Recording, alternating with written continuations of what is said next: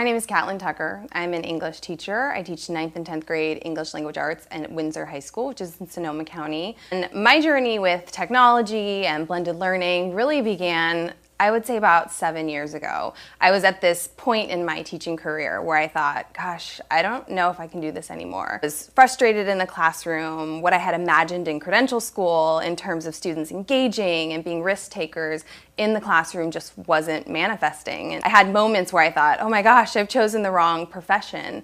I was disappointed. I started Blended over a year ago, and I got into it because I was starting to feel like I was teaching my kids science really well, but I wasn't really teaching them to be great students and great learners. A traditional program, it takes longer, and it's to tell you the truth, it's kind of boring.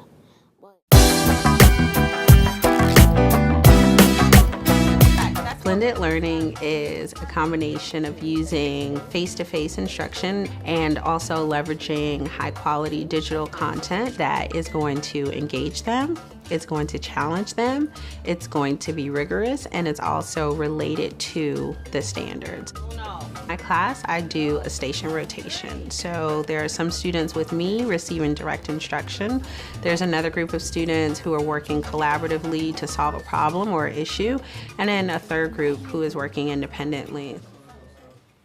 The most common model of blended learning that we will be using here at Rosalie Carter is the station rotation model. As you saw, several students are working with a teacher on a small targeted instruction. Several students are on their own, individually using a device or digital content. And lastly, students are working collaboratively in a group, usually on a project-based type of learning. How you rotate through the stations is totally up to you and your comfort level. Some stations and subject areas will require you to more comfortably move on a set timer, each student receiving each station. Managing these stations will be key, and planning for a variety of activities are what you need to be thinking about before we head into this blended learning.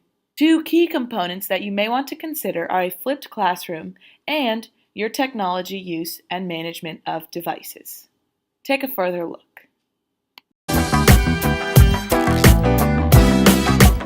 Taking advantage of every single device that walks through my door. So I tell parents and students, if you have a device, whether it's an iPod Touch or a cell phone or a tablet or an Android device I've never seen, bring it in and we use them. Not every student has a device, which I actually kind of love.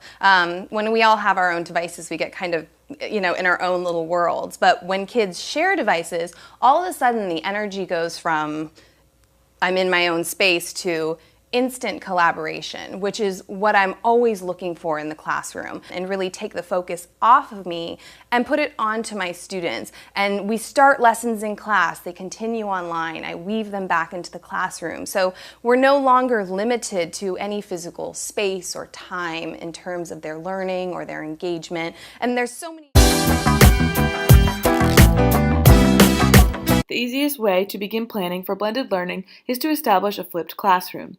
In the flipped classroom, you will assign something for the students to do at home, watch a video or read a passage. Then, as they come in the next day, they are ready to attend their station. Before the students begin their stations, you'll of course want to incorporate a pre-check or a pre-assessment to determine where they start at. Moving forward, as you plan your lesson plans, you'll want to go from a vertical template to a horizontal template, incorporating each of the activities that the students will do in each station. For example, the I Do station is the teacher-led, We Do station is maybe the collaborative station, and the You Do is the digital content area. Therefore, in your lesson plans, you're no longer working your way down, you're going across. Finally, at the end of your lesson plan, and your own planning's sake, you'll want to incorporate some sort of exit ticket or formative check so that the students are held accountable for what activity they chose or what station they completed, as well as active learning and engagement in that station.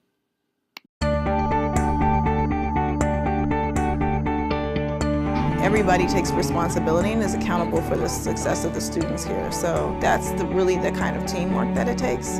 We believe that blended learning is really the lever to accelerate student achievement and meet our goals. There are a lot of Student achievement has increased in the areas of math as we have launched our blended learning programs. The power of blended learning is that you can really differentiate instruction and individualize and personalize it for all your learners. And I've gotten to know my kids so much better than I ever had in the past. I don't feel like I'm teaching science anymore. I feel like I teach students.